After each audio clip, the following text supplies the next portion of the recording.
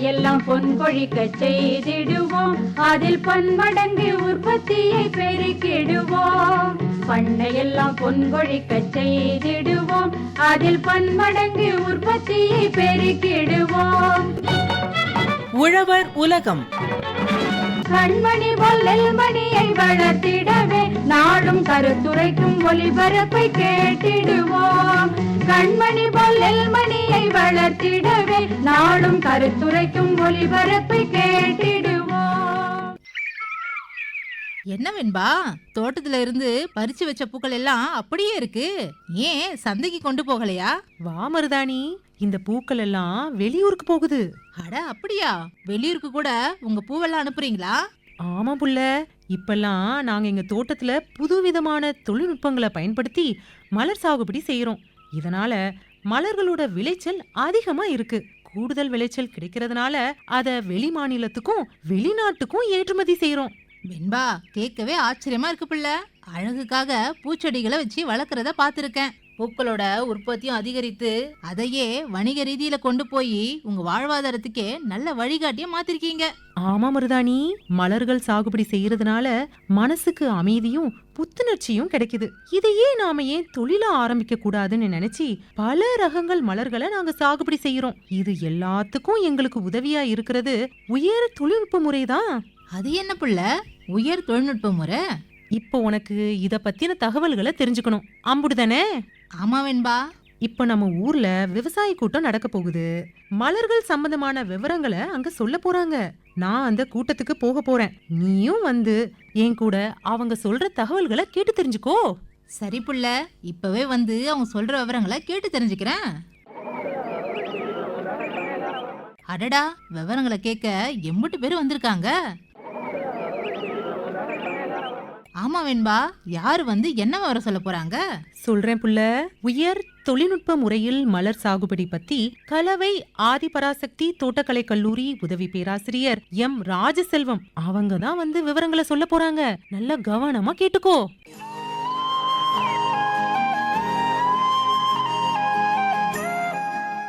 இப்போ இருக்கிற காலத்தில் என்னதான் விவசாயமும் விவசாயிகளும் குறைந்து கொண்டே வருகிறார்கள் என்று சொன்னாலும் இந்த உயர் தொழில்நுட்ப முறையை பயன்படுத்தி அதிக இளைய தலைமுறையினர் திரும்பவும் விவசாயத்தில் ஆர்வம் காட்டிக்கிட்டு தான் இருக்காங்க. நிறைய பேர் நிறைய தொழில் செய்கிறவங்க எல்லாம் அவங்க ரிட்டையர்மெண்ட் காலத்தில் அவங்க சொந்த ஊருக்கு வந்து உயர் தொழில்நுட்ப உதவியோட விவசாயத்தை தான் கையில் எடுக்கிறாங்க. இந்தியாவில் உயர் தொழில்நுட்ப விவசாயம் என்பது விவசாய நடைமுறைகளை மேம்பட்ட தொழில்நுட்பங்களை பயன்படுத்துவதே ஆகும். இது விளைச்சலை அதிகரிக்கவும் தரத்தை மேம்படுத்தவும் சுற்றுச்சூழல் பாதிப்பை குறைக்கவும் நோக்கமாக கொண்டிருக்கிறது. இந்த அணுகுமுறையில் துல்லியமான விவசாயம், பாதுகாக்கப்பட்ட சாகுபடி மற்றும் டிஜிட்டல் கருவிகளை பயன்படுத்துதல் போன்ற நுட்பங்கள் அடங்கும். இந்நுட்பம் விவசாயத்தை மிகவும் திறமையாகவும் லாபகரமாகவும் ஆக்குகிறது. ஹைடெக், அதாவது உயர் தொழில்நுட்பங்களை பயன்படுத்தி பாதுகாக்கப்பட்ட சாகுபடி, அதாவது பசுமை குடில் முறையில் விவசாயம் என்றால் என்ன என்பதை இப்போ பார்க்கலாம். சுற்றுச்சூழல் நிலைமைகளை, அதாவது வெப்பநிலை, ஈரப்பதம், ஒளி, வளிமண்டல வாயுக்கள், நீர், காற்று ஆகியவற்றை கட்டுப்படுத்தவும், வானிலை, உச்சநிலை, பூச்சிகள் மற்றும் நோய்களிடமிருந்து பயிர்களை பாதுகாக்கவும் பாலிஹவுஸ், நிழல் வளைகுடில் மற்றும் பசுமை இல்லங்கள் போன்ற கட்டமைப்புகளை பயன்படுத்துவது இதில் அடங்கும். இந்த முறையில் அதிக மதிப்புள்ள பூக்கள், காய்கறிகள் மற்றும் பழ பயிர்கள் பயிரிடுவதில் கவனம் செலுத்துகிறது. இம்முறை விவசாயிகளுக்கு அதிக லாபத்தை ஈட்டித்தரும். இப்போ உயர் தொழில்நுட்ப விவசாயத்தோட நன்மைகள் என்னென்னு சொல்லி பார்க்கலாம். அதில் முதன்மையான ஒன்று அதிக மகசூல். உகந்த வள பயன்பாடு மற்றும் கட்டுப்படுத்தப்பட்ட சூழல்கள் அதிக பயிர் மகசூல் மற்றும் உற்பத்தி திறனுக்கு வழிவகுக்கும். ரெண்டாவது நன்மை என்னன்னு பார்த்தோம்னா மேம்படுத்தப்பட்ட தரம். அதிகமான பூச்சிக்கொல்லி பயன்பாடு பிற தீங்கு விளைவிக்கும் ரசாயனங்கள் இல்லாமல் உயர்தர விளைச்சலை உறுதி செய்ய உதவுகிறது. மூணாவது அதிக சந்தை மதிப்பு. உயர்தர விளை பொருட்கள் மற்றும் சிறப்பு பயிர்களுக்கு உள்நாட்டு மற்றும் சர்வதேச சந்தைகளில் அதிக விலையை பெறலாம். அடுத்தபடியாக குறைக்கப்பட்ட செலவுகள். துல்லியமான விவசாயத்தின் மூலம் வீண் செலவுகளை குறைக்க முடியும். அடுத்தபடியாக மேம்பட்ட லாபம். அதிக மகசூல், அதிக தரம், அதிக சந்தை மதிப்பு மற்றும் குறைக்கப்பட்ட செலவுகள் ஆகியவை விவசாயிகளின் லாபத்தை கணிசமாக அதிகரிக்கும். உணவு பாதுகாப்பு. உற்பத்தி திறனை அதிகரிப்பதன் மூலமும் பயிர் தரத்தை மேம்படுத்துவதன் மூலமும் உயர் தொழில்நுட்ப விவசாயம் உணவு பாதுகாப்பிற்கு பங்களிக்க முடியும். அதிகரித்து வரும் உணவு தேவையை நிவர்த்தி செய்ய முடியும். இவ்வாறு இந்த நுட்பங்களை பயன்படுத்தி எவ்வாறு பசுமை குடில் முறையில் மலர் சாகுபடி செய்யலாம் என்பதை பார்ப்போம். பசுமை குடில் என்பது பாதுகாக்கப்பட்ட முறையில் மலர்பயிர்களை வளர்த்தலாகும். அதாவது கண்ணாடி குடில் கிளாஸ் ஹவுஸ், நிழல் வலை கூடாரம் shade net house, poly house ஆகியவற்றின் உள்ளே பயிர்களை வளர்த்தலாகும். இது ஒரு கூரை போன்ற அமைப்புடன் வலை, கண்ணாடி, பாலிஷீட் கொண்டு மூடப்பட்டிருக்கும். இது பயிர்களை பல இயற்கை சீர்குலைவில் இருந்து பாதுகாக்க உதவுகிறது. பசுமை குடிலானது தட்பவெட்ப நிலைமையை கட்டுப்படுத்துவது மட்டுமின்றி நீர் வீணாவதை தடுத்து களைகளின் வளர்ச்சியையும் கட்டுப்படுத்துகிறது. பசுமை குடில் பயிர்களின் வளர்ச்சியை அதிகரிப்பதுடன் அதன் தரத்தை மேம்படுத்தவும் உதவுகிறது. இதனால் பயிர்கள் உள்நாட்டு மற்றும் வெளிநாட்டு வணிகத்தில் முக்கிய அம்சம் பெறுகிறது. இம்முறைக்கு சிறிய இடமே போதுமானது. சிறிய இடத்தில் அதிக லாபம் ஈட்டுவதற்கும் தரமான பயிர்களை உற்பத்தி செய்யவும் உதவுகிறது. பசுமை குடிலில் ரோஸ், கார்னேஷன், கேப்சிகம், முலாம்பழம், ஆர்கிட்ஸ், ஸ்ட்ராபெரி, தக்காளி, ஜெர்பரா, செவ்வந்தி, லில்லியம் போன்ற பல வகை பயிர்களை சாகுபடி செய்ய முடியும். இப்பொழுது நாம் செவ்வந்தி என்ற மலர் பயிரை பசுமை குடில் முறையில் எவ்வாறு சாகுபடி செய்யலாம் என்பதை பார்ப்போம். செவ்வந்தியின் தாவரவியல் பெயர் டென்ட்ராந்திமா கிராண்டிஃப்ளோரா. இது ஆஸ்ட்ரேசிய குடும்பத்தை சார்ந்ததாகும். சாமந்தி என்பது தமிழ்நாட்டில் முக்கிய கொய் மலர்களில் ஒன்றாகும். கொய் மலர்கள் அப்படின்னா பெரிய வகை மலர்கள் அப்படின்னு சொல்லுவோம். ரோஸு, அப்புறம் கார்னேஷன், இந்த மாதிரியான பூவை நம்ம கொய் மலர்கள் அப்படின்னு சொல்லுவோம். உதிரி பூனா உங்களுக்கு என்னன்னு தெரியும், மல்லிகை, இந்த மாதிரியான மலர்களை உதிரி மலர்கள் அப்படின்னு சொல்லுவோம். இந்த கொய் சாமந்தி அப்படிங்கிறது அதிக லாபம் ஈட்டி தரும் ஒரு வகை மலர் தான். இந்த மலர்ல பல வண்ணங்கள் இருக்கு. செவ்வந்தியை இரு வகையாக பிரிக்கலாம். ஒன்று பெரிய வகை, அதாவது நிலையான பூ வகை. மற்றொன்று சிறிய வகை, அதாவது தெளிப்பு வகை பூ ஆகும். இப்பயிரை நாம் அதிகமாக டிசம்பர், ஜனவரி, பிப்ரவரி போன்ற மாதங்களில் காண முடியும். காரணம், இது ஒரு வகையான சீசனல் ஃப்ளவர், அதாவது குறிப்பிட்ட பருவத்தில் மட்டுமே அதிகமாக பூக்கக்கூடிய மலராகும். முக்கியமாக சாமந்தி குளிர்கால மலர் பயிராகும். ஆண்டுதோறும் இப்பூவின் தேவை அதிகரித்து கொண்டிருக்கிறது. ஆனால் இப்பூவின் உற்பத்தியில் பற்றாக்குறை இருப்பதால் விவசாயிகள் சாமந்தி மலரின் சாகுபடியை மேம்படுத்தும் தேவையும் உள்ளது. ஆகையால் பசுமை குடில் முறையை பயன்படுத்தி சாமந்தியின் உற்பத்தியை ஆண்டுதோறும் அதிகரிக்க முடியும். கொய் சாமந்தி கண்ணாடி குடில் அல்லது பாலி ஹவுஸ்களில் பின்வரும் சூழலில் வளர்க்கப்படுகின்றன. மலர் வளர்க்க ஏற்ற வெப்பநிலை 16 முதல் 25 டிகிரி செல்சியஸ் தேவைப்படும். இப்போது 16 முதல் 25 டிகிரி செல்சியஸ் வெப்பநிலை இதுக்கு உகந்ததான வெப்பநிலையாக இருக்கும். இதுக்கு அதிகமாக போனாலுமே பூ எடுக்காது. அதே மாதிரி 16 டிகிரி செல்சியஸ்க்கு கீழே இருந்தாலுமே நம்மளால் பூவை பார்க்க முடியாது. மற்றும் காற்றின் வீரப்பதம், காத்தோட ஈரப்பதம்னு பார்த்தீங்கன்னா 70லேருந்து 85% இந்த பூக்கு தேவைப்படும். செவ்வந்தி பூ, அதாவது சாமந்தி பூவுக்கு ஒளி அப்படிங்கிறது ரொம்பவே முக்கியமான ஒரு அம்சம். இதில் ஒளியை வச்சு தான் இந்த ஒரு பயிரானது அதோடைய growth, அதாவது வளர்ச்சி மற்றும் பூ பூக்கும் திறன் மேம்படுது. அதனால் இந்த மலருக்கு ஒளி, அதாவது வெளிச்சம் மிக முக்கிய காரணியாகும். அதன் அடிப்படையில் இம்மலரின் வளர்ச்சியை இரண்டாக பிரிக்கலாம். முதல் பருவம் வளர்ச்சி பருவம், அதாவது growth ஸ்டேஜ். இப்பருவத்தில் ஒரு நாளைக்கு 13 மணி நேரம் ஒளியும் 11 மணி நேரம் இருளும் 4 முதல் 5 வாரங்களுக்கு தேவைப்படுகிறது. இந்த வளர்ச்சி பருவத்தில் செடியின் வேர், தண்டு, இலை ஆகியவற்றின் வளர்ச்சி ஊக்குவிக்கப்படுகிறது. இரண்டாவது பருவம், அதாவது மொட்டு அரும்பும் பருவம், இது நம்ம ஃப்ளவரிங் ஸ்டேஜ் அப்படின்னு சொல்கிறோம். இப்பருவத்தில் 10 மணி நேரம் ஒளியும் 16 மணி நேரம் இருளும் தேவைப்படுகிறது. இவ்வீதம் மலரின் தரத்தை மேம்படுத்தவும் அதிக பூக்கள் பூக்கவும் உதவுகிறது. இந்த மணி நேர ஒளி மாறுபாடு திறந்த வெளியில் சாத்தியமில்லை. எனவே நாம் பசுமை குடிலை பயன்படுத்தி ஒளி அளவை மாற்றி ஆண்டுதோறும் விளைச்சலை அதிகப்படுத்தலாம். இந்த பூ சாகுபடிக்கு உகந்த மண் என்னன்னு பார்த்தோம் அப்படின்னா, நம்ம சாதாரணமாக வண்டல் மண் அதை பயன்படுத்துவோம். இது இல்லாமல் கொஞ்சம் ஊட்டமேறிய மண் இருந்துச்சு அப்படின்னா இது கொஞ்சம் சிறந்ததாகும். இப்பொழுது உகந்த வளர் ஊடகம், அதாவது பயிர் வளர ஏற்ற மண் வகையை பார்க்கலாம். பசுமை குடில் உள்ளே சாதாரணமாக வெறும் மண்ணை பயன்படுத்துவதற்கு பதிலாக ஊற்றமேறிய மண் சிறந்ததாகும். நல்ல காற்றோட்டமுள்ள வண்டல் மண், அதாவது 1 பங்கு மண் 1 பங்கு உரம் 2 பங்கு தேங்காய் நார் உரக்கலவை சிறந்ததாகும். ஊடகத்தின் கார அமிலத்தன்மை 5 முதல் 6 வரை இருப்பதை உறுதி செய்து கொள்ள வேண்டும். பசுமை குடிலில் இந்த மண் கலவையை நிரப்பி 1 மீட்டர் அகலமும் 30 சென்டிமீட்டர் உயரமும் கொண்ட உயர் படுக்கையை அமைக்க வேண்டும். இதை நம்ம பெட் அப்படின்னு சொல்லுவோம். அதுதான் உயர் படுக்கை அப்படின்னு சொல்கிறோம். இப்படுக்கையில் நிலப்போர்வை, அதாவது மல்ச்சிங் போட்டு மூட வேண்டும். மல்ச்சிங் போடுறதோட சிறப்பு என்னன்னு பார்த்தோம் அப்படின்னா, களைகளை கட்டுப்படுத்த முடியும். ஒரு கருப்பு நிற ஒரு ஷீட்டை நம்ம அந்த பெட்டு, அதாவது அந்த படுக்கையில் ஃபுல்லாகவே விரிச்சிட்டோம் அப்படின்னா காற்றோட்டம் குறையும். அதனால் களையை நம்மளால ஈஸியாக கட்டுப்படுத்த முடியும். பயிர் பெருக்கம். செவ்வந்தியை எவ்வாறு பயிர் பெருக்கம் செய்வது என்பதை பார்ப்போம். செவ்வந்தி பூ வளர் நுனி துண்டுகள், அதாவது டிப் கட்டிங் அப்படின்னு சொல்லுவோம். அப்படின்னா என்னன்னா, அந்த செடியோட நுனியை 5 சென்டிமீட்டர்லேருந்து 8 சென்டிமீட்டர் வரைய நம்ம எடுத்து வளர் ஊடகத்தில் வச்சு வேர் வர வைப்போம். அதை தான் நம்ம வளர் நுனி துண்டுகள் அப்படின்னு சொல்கிறோம். அந்த முறையிலும் நம்ம பயன்படுத்தலாம். அப்படி இல்லைன்னா திசு வளர்ப்பு செடிகள், டிஷ்யூ கல்ச்சர் பிளான்ஸ் அப்படின்னு சொல்லுவோம், அந்த வகையிலும் நம்ம பயன்படுத்தலாம். நடவு முறை. வணிக ரீதியாக வளர் நுனி துண்டுகளை நாம் நடவுக்கு தேர்ந்தெடுப்பது சிறந்தது. 1 மீட்டர் நீளமும் 30 சென்டிமீட்டர் உயரமும் கொண்ட படுக்கையில் 15 சென்டிமீட்டர் x 15 சென்டிமீட்டர் என்ற இடைவெளியில், அதாவது வரிசை இடைவேளை 15 சென்டிமீட்டர், செடி இடைவெளி 15 சென்டிமீட்டர் என்ற அளவில் செவ்வந்தி செடியை நடவு செய்ய வேண்டும். இந்த இடைவெளி வேர் வளர்ச்சி, செடி வளர்ச்சிக்கு சிறந்ததாகும். இவ்வாறு நடுவதன் மூலம் 1 சதுர மீட்டருக்கு 45 செடி வீதம் நடவு செய்ய முடியும். நீர்ப்பாசனம். பசுமை குடில்ல எப்பவுமே சொட்டு நீர் பாசனம் அப்படிங்கிறது தான் நம்ம சிறந்த ஒரு வழியாக இருக்கும். ஏன் அப்படின்னா, சொட்டு நீர் பாசன முறையில் ரொம்ப கம்மியான தண்ணியை நம்ம யூஸ் பண்ணி பயிரை நம்மளால வளர்க்க முடியும். இது இல்லாமல் இதுலேயே நம்ம உரமும் கொடுத்துக்க முடியும். ஸோ உரம் கொடுக்கறதுக்கான செலவுமே நமக்கு மிச்சமாகும். தண்ணி வீணாக களை வளருவதையும் நம்ம இதனால் தடுக்க முடியும். அதனால் இந்த முறையில், அதாவது பசுமை குடில் முறையில் சொட்டு நீர் பாசனம் அப்படிங்கிறது ரொம்பவே சிறந்த ஒரு நீர்ப்பாசனம் ஆகும். செவ்வந்திக்கு ஒரு நாளைக்கு 1 சதுர மீட்டருக்கு 8 முதல் 9 லிட்டர் நீர் அளிக்க வேண்டும். இதன் வளர்ச்சிக்கு இதுவே போதுமானதாகும். ஊட்டச்சத்து மேலாண்மை. பசுமை குடிலில் செவ்வந்தி மலருக்கு தேவையான அளவு உரங்கள் அளிப்பது நல்லதாகும். 1 சதுர மீட்டருக்கு 50 கிராம் DAP, அதாவது டை அம்மோனியம் பாஸ்பேட் அடி உரமாக அளிக்க வேண்டும். இதற்கு சிறிய அளவு உரமும் நீரும் போதுமானது. வாரந்தோறும் 2 நாட்கள் வீதம் ஊட்டச்சத்துக்களை கொடுக்க வேண்டும்.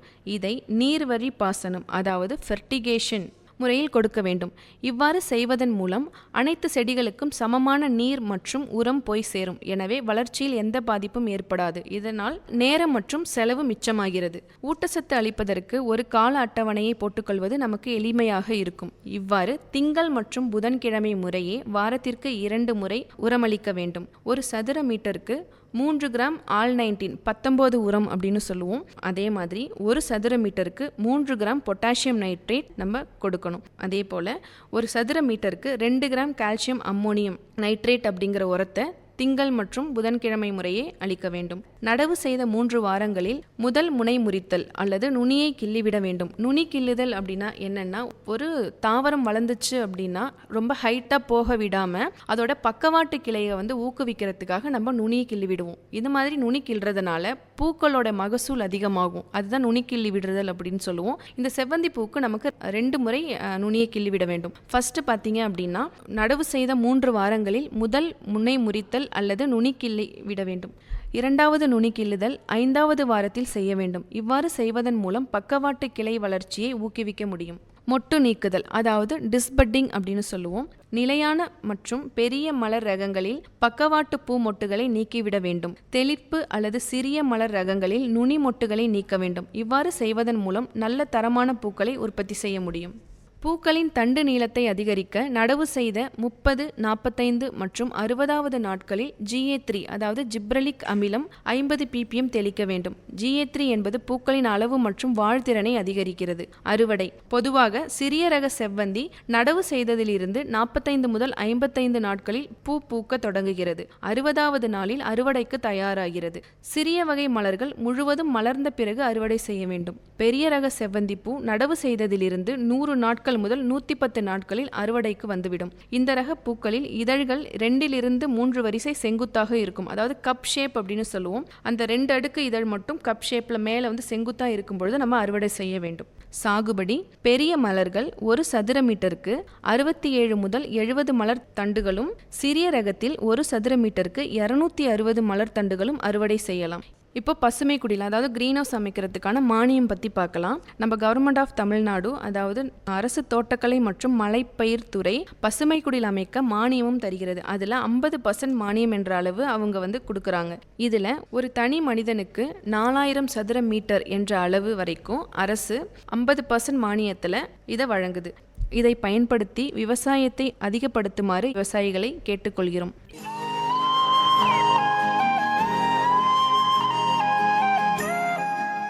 என்ன புள்ள, உயர் தொழில்நுட்ப முறையில் மலர் சாகுபடி பத்தி கலவை ஆதிபராசக்தி தோட்டக்கலை கல்லூரி உதவி பேராசிரியர் எம் ராஜசெல்வம் அவங்க சொன்ன தகவல்கள் உனக்கு பயனுள்ளதா இருந்துச்சா?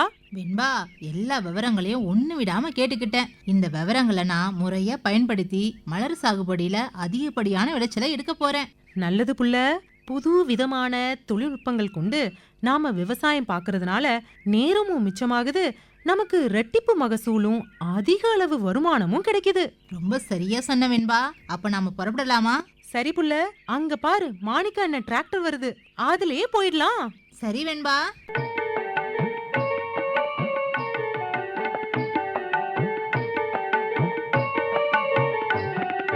வளைத்த நிலத்தில் வளத்தை சேர்த்து கூட்ட வேணும் நல்ல தரம். உழைத்த கையில் இருப்பது இப்ப ஊட்டமேற்றிய தொழு உரம். வளைத்த நிலத்தில் வளத்தை சேர்த்து கூட்ட வேணும் நல்ல தரம். உழைத்த கையில் இருப்பது இப்ப ஊட்டமேற்றிய தொழு உரம்.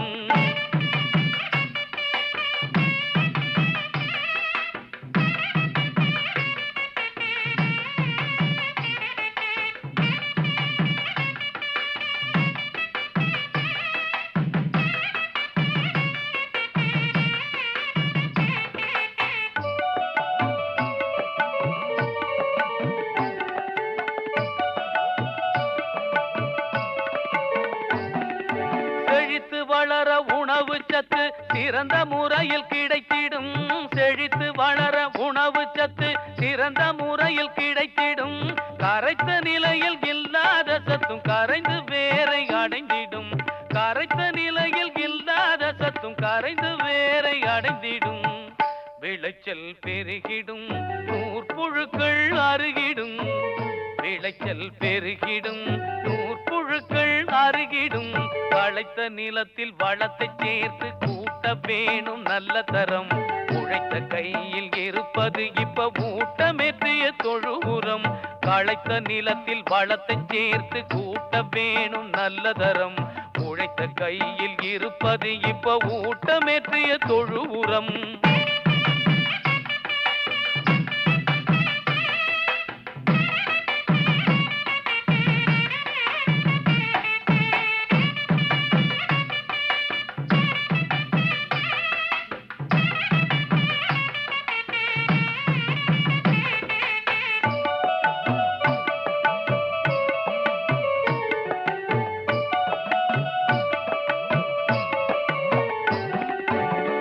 குவியல 300 கிலோ தொழு உரத்தை போட்டு யூரியட்ட பொட்டாஷோடு கலந்துடு சூப்பர் பாஸ்பேட்.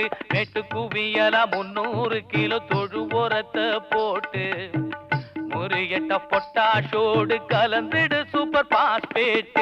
காத்து புகாமலே சேர்த்தால் மெழுகி காத்திரு 30 நாள். காத்து புகாமலே சேர்த்தால் மெழுகி காத்திரு 30 நாள். ஊட்டமேற்றிய தொழு உரம் போட்டு பார்த்துட்டு அப்புறம் கேளு. ஊட்டமேற்றிய தொழு உரம் போட்டு பார்த்துட்டு அப்புறம் கேளு. விளைச்சல் பெருகிடும், நூற்புழுக்கள் அருகிடும். விளைச்சல் பெருகிடும், நூற்புழுக்கள் அருகிடும். வளைத்த நிலத்தில் வளத்தை சேர்த்து கூட்ட வேணும் நல்ல தரம். உழைத்த கையில் இருப்பது இப்ப ஊட்டமேற்றிய தொழு உரம். இனி தொடர்வது வேளாண் செய்திகள். மாடித்தோட்டத்தில் கொத்தமல்லி மற்றும் வெந்தய சாகுபடி பற்றி அறிந்து கொள்ளலாம். மாடித்தோட்டம் பல நகர்ப்புறவாசிகளுக்கு வெறும் பொழுதுபோக்காக இருந்ததிலிருந்து ஒரு நிலையான வாழ்க்கை தேவையாக மாறியுள்ளது. பூச்சிக்கொல்லிகள் இல்லாத விளை பொருட்களுக்கு மக்கள் மிகுந்த வரவேற்பை அளிக்கின்றனர். மக்கள் மூலிகைகள் மற்றும் கீரைகளை பயிரிட தங்களின் மொட்டை மாடியை தேர்வு செய்கின்றனர். மற்ற பயிர்களை காட்டிலும் கொத்தமல்லி மற்றும் வெந்தயம் சுலபமாக வளர்வதால் அதில் அதிகம் ஈடுபாடு காட்டுகின்றனர். கொத்தமல்லி இந்திய உணவுகளில் தினமும் விதைகளாகவோ இலைகளாகவோ பயன்படுத்தப்படுகிறது. இது மாடி தோட்டத்தில் வளர்ப்பதற்கு ஏற்ற பயிராக அமைகிறது. மேலும் எளிதாக மிகவும் வேகமாக வளரக்கூடியது. கொத்தமல்லியின் இலைகள் மற்றும் விதைகள் அதிகளவு சமையலில் பயன்படுத்தப்படுகின்றன. இவை பொதுவாக சாலட்கள், சூப்புகள், கறிகள், சால்சாக்கள் மற்றும் பல்வேறு உணவுகளின் மூலப்பொருளாகவும் உணவுப் பொருட்களை அலங்கரிப்பதற்காகவும் பயன்படுத்தப்படுகின்றன. அவை பெரும்பாலும் மசாலாவாக அரைக்கப்படுகின்றன. கொத்தமல்லியின் மருத்துவ குணங்களை அறிந்து கொள்ளலாம். கொத்தமல்லி அதன் பல்வேறு ஆரோக்கிய நன்மைகளுக்காக பாரம்பரிய மருத்துவத்தில் பயன்படுத்தப்படுகிறது. இது ஆக்சிஜனேற்ற அழற்சி எதிர்ப்பு மற்றும் நுண்ணுயிர் எதிர்ப்பு பண்புகளை கொண்டிருக்கின்றது. இரைப்பை குடல் பிரச்சனைகளை போக்கவும், வீக்கம் மற்றும் வாயுவை குறைக்கவும், ஒட்டுமொத்த செரிமான ஆரோக்கியத்தை மேம்படுத்தவும் கொத்தமல்லி பயன்படுத்தப்படுகிறது. கூடுதலாக நச்சு நீக்கும் தன்மையை கொத்தமல்லி கொண்டுள்ளதால் கொலஸ்ட்ரால் அளவை குறைக்கவும், இரத்த சர்க்கரை அளவை கட்டுப்படுத்தவும் உதவுகிறது. இதன் கலாச்சார முக்கியத்துவம் உலகெங்கிலும் உள்ள பல உணவு வகைகளில், குறிப்பாக தெற்காசிய, மத்திய கிழக்கு, மத்திய தரைக்கடல் மற்றும் லத்தீன் அமெரிக்க உணவுகளில் கொத்தமல்லி கலாச்சார முக்கியத்துவத்தை கொண்டுள்ளது. அதன் தனித்துவமான சுவை மற்றும் நறுமண குணங்களுக்காக போற்றப்படுகிறது. பல உணவுகளின் தனித்துவமான சுவை மற்றும் நறுமணத்திற்கு கொத்தமல்லி பங்களிக்கிறது. சில கலாச்சாரங்களில் கொத்தமல்லி பாரம்பரிய சடங்குகள் மற்றும் பண்டிகைகளுடன் தொடர்புடையதாக உள்ளது. குளிர்ந்த மற்றும் உலர்ந்த வெப்பநிலையில் பனி இல்லாத பகுதிகளில் கொத்தமல்லி நன்கு வளரக்கூடியது. மாடி தோட்டத்தில் கொத்தமல்லி வளர்க்க நீர் தேங்குவதை தடுக்க கீழே போதுமான வடிகால் துளைகளுடன் குறைந்தது 6 முதல் 8 அங்குல ஆழமுள்ள தொட்டிகளை தேர்ந்தெடுக்க வேண்டும். கொத்தமல்லி சாகுபடிக்கு தட்டுகள் அல்லது தொட்டிகள் பரிந்துரைக்கப்படுகின்றன, ஏனெனில் அவை குறைந்த இடத்தில் அதிகம் வளர ஏதுவாகும். பூச்சி தாக்குதல் இல்லாத நல்ல வீரியத்துடன் உள்ள விதைகளை பயன்படுத்த வேண்டும். தேர்ந்தெடுக்கப்பட்ட பைகளில் வளர் ஊடக கலவை பாட் மிக்சர் அல்லது கரிம பொருட்கள் நிறைந்த மண்ணை நிரப்ப வேண்டும். மண், உரம், தென்னை நார் கழிவு ஆகியவற்றை சம விகிதத்தில் பயன்படுத்தலாம். விதைகளை பைகளில் தூவி கிளறிவிட வேண்டும். விதை நேர்த்தி மூலம் கொத்தமல்லி விதைகளின் முளைப்பை அதிகரிக்கலாம். ஒரு குச்சி அல்லது ஆட்காட்டி விரலை பயன்படுத்தி வரிசைகளை உருவாக்கி பிளவுபட்ட விதைகளை நேரடியாக வரிசைகளில் விதைத்து அவற்றை தென்னை நார் கழிவு கொண்டு மூடி லேசாக நீர்ப்பாசனம் செய்ய வேண்டும். 5 முதல் 7 நாட்களுக்குள் விதைகள் முளைக்க தொடங்கிவிடும். தினமும் 4 முதல் 6 மணி நேரம் சூரிய ஒளி பெறும் இடத்தில் தொட்டியை வைக்க வேண்டும். நீரை பூவாளியில் தெளிக்க வேண்டும். வேரழுகலை தடுக்க அதிகப்படியான நீரை தவிர்க்க வேண்டும். கொத்தமல்லியின் பழங்கள் முழுவதுமாக பழுத்து பச்சை நிறத்தில் இருக்கும் போது அறுவடை செய்ய வேண்டும். இலை பயன்பாட்டிற்கு விதைத்து 30 to 40 நாட்களுக்கு பின்னர் அறுவடை செய்ய வேண்டும். இந்த கீரையில் வைட்டமின் ஏ சத்து அதிகம் உள்ளதால் கண் பார்வை உறுதியாகின்றது. இதிலுள்ள வைட்டமின் சி உடலில் ஏற்படும் சொறி, சிரங்கு, அரிப்பு போன்ற தோல் நோய்களை குணமாக்கும். இது செரிமான சக்தியை அதிகரிக்க உதவுகின்றது. வாந்தி மற்றும் விக்கலையும் தடுக்கும். கொத்தமல்லியில் உள்ள கால்சியம் எலும்பு மற்றும் பற்களை உறுதி செய்யும். வெந்தயம் மேத்தி என்று அழைக்கப்படுகிறது. இது பல்வேறு சமையல் உணவுகள் மற்றும் பாரம்பரிய மருத்துவத்தில் பயன்படுத்தப்படும் ஒரு மருத்துவ குணமுள்ள மூலிகையாகும். வெந்தய சாகுபடிக்கு ஒரு கொள்கலனை தேர்ந்தெடுக்கும் போது போதுமான ஆழமும், பொதுவாக சுமார் 6 முதல் 8 அங்குலம் உள்ள தொட்டியை தேர்ந்தெடுக்க வேண்டும். இந்த ஆழம் சரியான வேர் வளர்ச்சிக்கும் தாவரத்தின் வளர்ச்சிக்கும் இடமளிக்கிறது. கூடுதலாக நீர் தேங்குவதை தடுக்க கொள்கலனில் வடிகால் துளைகள் இருப்பதை உறுதிப்படுத்த வேண்டும். இல்லையேல் நீர் தேங்குவது வேர் அழுகலுக்கு வழிவகுக்கும். தோட்ட மண், உரம் மற்றும் கோகோபீட் ஆகியவற்றின் சமவிகித கலவையானது ஒரு சிறந்த வளரும் ஊடகத்தை உருவாக்கும். வெந்தய செடிகளுக்கு உகந்த வேர் வளர்ச்சி மற்றும் ஊட்டச்சத்து உறிஞ்சுதலை ஊக்குவிக்கும் வகையில் மண் தளர்வானதாகவும் உதிரக்கூடியதாகவும் இருப்பதை உறுதி செய்ய வேண்டும். வெந்தய விதைகளை நேரடியாக மண்ணில் விதைக்கலாம். ஒரு குச்சி அல்லது விரலை பயன்படுத்தி மண்ணில் ஆழமற்ற வரிசைகளை உருவாக்கி வரிசைகளுக்கு இடையில் சீரான இடைவெளியை உறுதி செய்ய வேண்டும். வெந்தய விதைகளை வரிசைகளில் சமமாக சிதறடித்து அவற்றை மண் அல்லது கோகோபீட் கொண்டு லேசாக மூட வேண்டும். அவை முளைப்பதற்கு சரியான ஈரப்பதத்தை பராமரிக்க வேண்டும். தினசரி 4 முதல் 6 மணி நேரம் போதுமான அளவு சூரிய ஒளி பெறும் இடத்தில் கொள்கலனை வைக்க வேண்டும். வெந்தயம் சூரிய ஒளியில் செழித்து வளரும் தன்மையுடையது. மண்ணின் ஈரப்பதத்தை சீராக பராமரிக்க வழக்கமான நீர்ப்பாசனத்தை அளிக்க வேண்டும். இருப்பினும் அதிகப்படியான ஈரப்பதம் பூஞ்சை நோய்கள் மற்றும் வேர் பிரச்சனைகளுக்கு வழிவகுக்கும் என்பதால் அதிகப்படியான நீர்ப்பாசனத்தை தவிர்ப்பது முக்கியமாகும். வெந்தய நாற்றுக்கள் துளிர் விட்டு வளரும் போது அடர்த்தியாக இருந்தால் ஒட்டுமொத்த தாவர வளர்ச்சியையும் குறைத்துவிடும். அதிகப்படியான நாற்றுக்களை கவனமாக அகற்ற வேண்டும். உகந்த வளர்ச்சிக்கு தாவரங்களுக்கு இடையே சரியான இடைவெளியை பராமரிக்க வேண்டும். பூச்சிகள் மற்றும் நோய்களின் அறிகுறிகளை கண்டறிய செடிகளை தொடர்ந்து கண்காணிக்க வேண்டும். பொதுவாக விதைத்த 3 முதல் 4 வாரங்களுக்கு பிறகு வெந்தய இலைகளை அறுவடை செய்யலாம். மண் மட்டத்திற்கு சற்று மேலே உள்ள இலைகளை அறுவடை செய்வதன் மூலம் கீரைகள் வளர்ந்து தொடர் அறுவடைக்கு வழிவகுக்கும். வெந்தயத்திற்கு அதிக உரம் தேவையில்லை. மேலும் நல்ல விளைச்சல் பெறுவதற்காக வீட்டு சமையலறை கழிவுகளை மக்க வைத்து உரமாக இடலாம். வெந்தய விதைகளில் கரையக்கூடிய நார்ச்சத்து உள்ளது. இது செரிமானத்திற்கு உதவும். மேலும் மலச்சிக்கலை போக்கும். வெந்தய விதைகள் இரத்த சர்க்கரை அளவை குறைக்கும் திறனுக்காக அறியப்படுகின்றன. இவை இன்சுலின் உணர்திறன் மேம்படுத்தும் மற்றும் குளுக்கோஸ் வளர்ச்சிதை மாற்றத்தை ஒழுங்குபடுத்தும் சேர்மங்களை கொண்டுள்ளது. நீரிழிவு நோயாளிகளுக்கு நன்மை பயக்கும். பாலூட்டும் பெண்களுக்கு பால் உற்பத்தியை அதிகரிக்க வெந்தய விதைகள் பொதுவாக பயன்படுத்தப்படுகின்றன.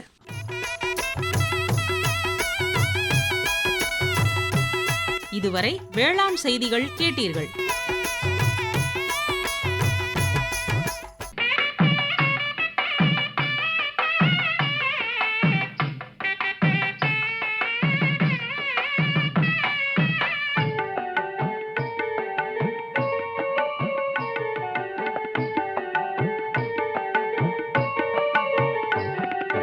வளைத்த நிலத்தில் வளத்தை சேர்த்து கூட்ட வேணும் நல்ல தரம். உழைத்த கையில் இருப்பது இப்ப ஊட்டமேற்றிய தொழு உரம். களைத்த நிலத்தில் வளத்தை சேர்த்து கூட்ட வேணும் நல்ல தரம். உழைத்த கையில் இருப்பது இப்ப ஊட்டமேற்றிய தொழு உரம்.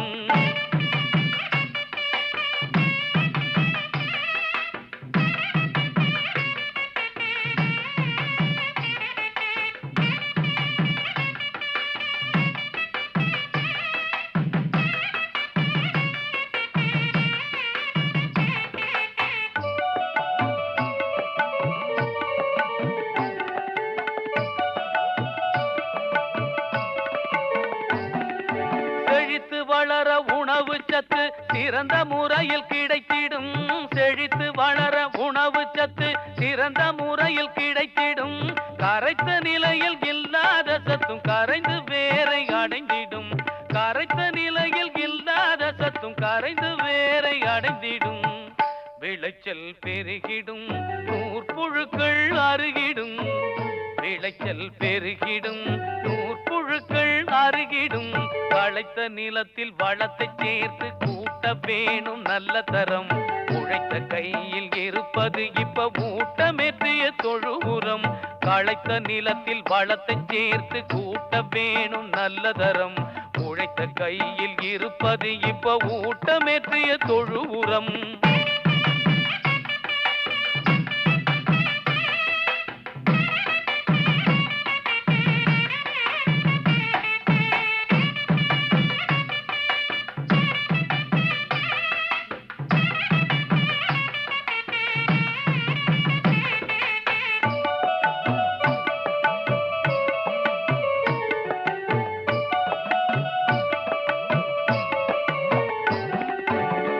குவியலா 300 கிலோ தொழு உரத்தை போட்டு யூரியட்ட பொட்டாஷோடு கலந்துடு சூப்பர் பாஸ்பேட். மேட்டு குவியலா 300 கிலோ தொழு உரத்தை போட்டு யூரியட்ட பொட்டாஷோடு கலந்துடு சூப்பர் பாஸ்பேட். காத்து புகாமலே சேர்த்தால் மெழுகி காத்திரு 30 நாளு. காத்து புகாமலே சேர்த்தால் மெழுகி காத்திரு 30 நாளு. ஊட்டமேற்றிய தொழு உரம் போட்டு பார்த்துட்டு அப்புறம் கேளு. ஊட்டமேற்றிய தொழு உரம் போட்டு பார்த்துட்டு அப்புறம் கேளு. விளைச்சல் பெருகிடும், நூற்புழுக்கள் அருகிடும். விளைச்சல் பெருகிடும், நூற்புழுக்கள் அருகிடும். களைத்த நிலத்தில் வளத்தை சேர்த்து கூட்ட வேணும் நல்ல தரம். உழைத்த கையில் இருப்பது இப்ப ஊட்டமேற்றிய தொழு உரம். களைத்த நிலத்தில் வளத்தை சேர்த்து கூட்ட வேணும் நல்ல தரம். உழைத்த கையில் இருப்பது இப்ப ஊட்டமேற்றிய தொழு உரம். ஊட்டமேற்றிய தொழு உரம். ஊட்டமேற்றிய தொழு உரம். பண்டையெல்லாம் பொன் கொழிக்க செய்திடுவோம். அதில் பன்மடங்கு உற்பத்தியை பெருக்கிடுவோம். அமைப்பில் உதவி டி. துர்கா.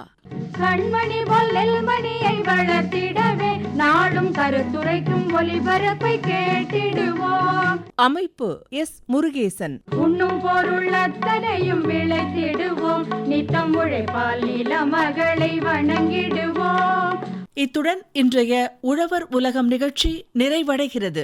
பொட்டலையும் பூங்கொழிலாய் திருத்திடுவோம். அதற்கு புத்தம் புது முறைகளையும் புகுத்திடுவோம். பட்டி தொட்டி சொர்க்கமாக பாடுபட்டே நம் பாரத சமுதாயத்தை உயர்த்திடுவோம்.